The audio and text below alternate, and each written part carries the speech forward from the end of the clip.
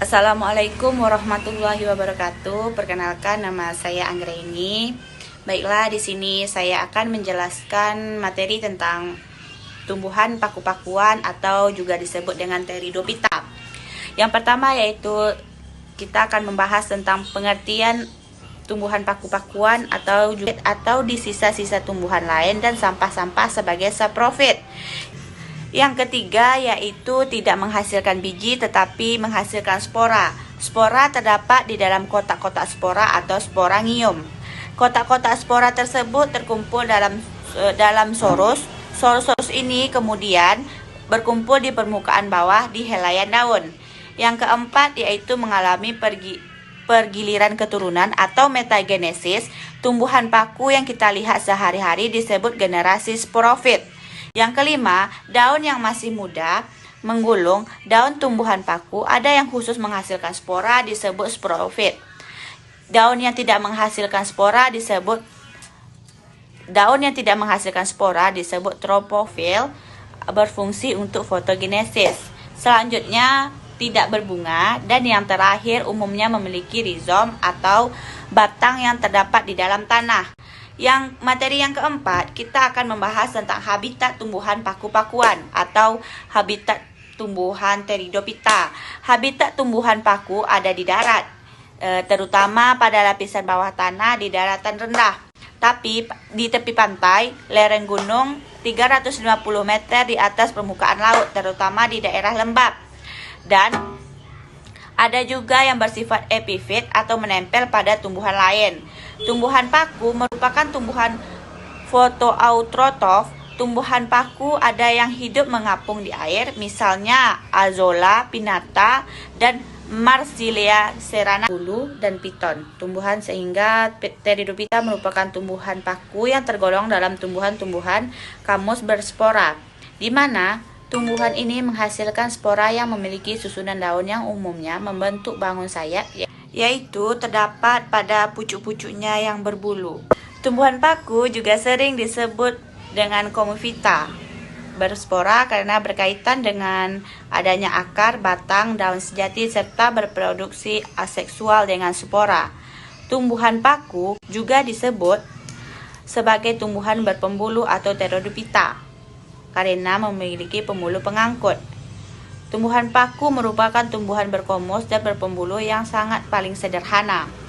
Terdapat lapisan pelindung sel atau jaket steril di sekeliling organ reproduksi. Sistem transformasi internal hidup di tempat yang lembab. Akar serabut berupa rizoma, ujung akar dilindungi kaliptra. Sel-sel akar membentuk epidermis, korteks, dan silinders pusat. Terdapat xilem dan floem. Yang kedua yaitu kita akan membahas ciri-ciri tumbuhan paku-pakuan atau Pteridophyta. Tumbuhan paku-pakuan merupakan salah satu kelompok tumbuhan paku tertua. Ciri-ciri tumbuhan paku diantaranya adalah sebagai berikut. Yang pertama, akar, batang, dan daun memiliki berkas pembuluh angkut berupa xilem dan floem. Yang kedua, dapat ditemukan di air, di tempat yang lembab, menempel pada tumbuhan lain sebagai epifit atau di sisa-sisa tumbuhan lain dan sampah-sampah sebagainya. Contoh yang kedua jenis tumbuhan paku-pakuan atau Pteridophyta yaitu paku resam. Paku resam atau juga disebut dengan Glessenia linearis.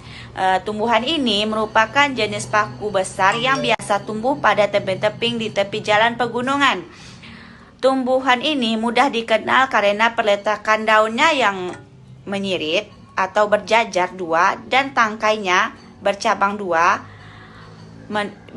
mendua atau juga disebut dengan dikotom.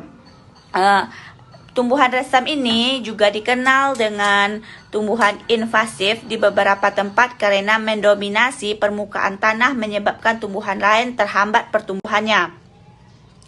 Tumbuhan ini dapat ditemukan di hampir semua daerah tropik dan subtropis di Asia dan Pasifik. Habitatnya adalah di tebing teduh dan lembab, mulai pada ketinggian 200 meter hingga 1.500 meter di permukaan atas laut. Terima kasih.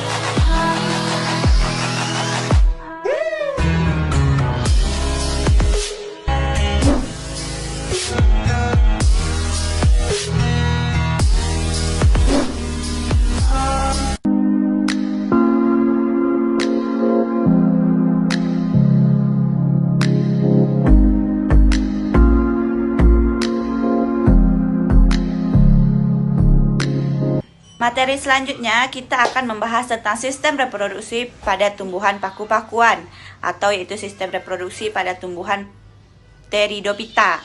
Reproduksi tumbuhan ini dapat secara seksual atau disebut juga dengan vegetatif, yakni dengan stolon yang menghasilkan gema atau tunas.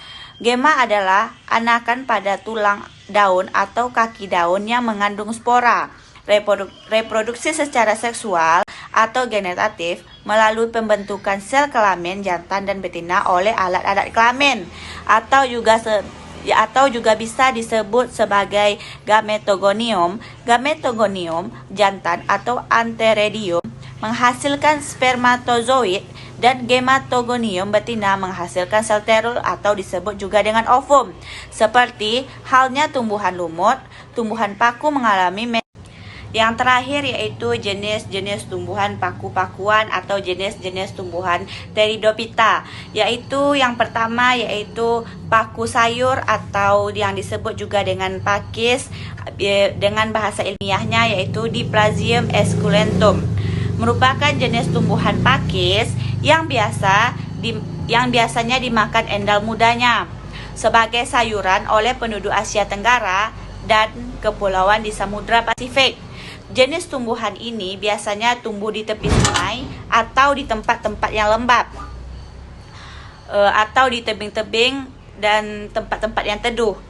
Pemanfaatannya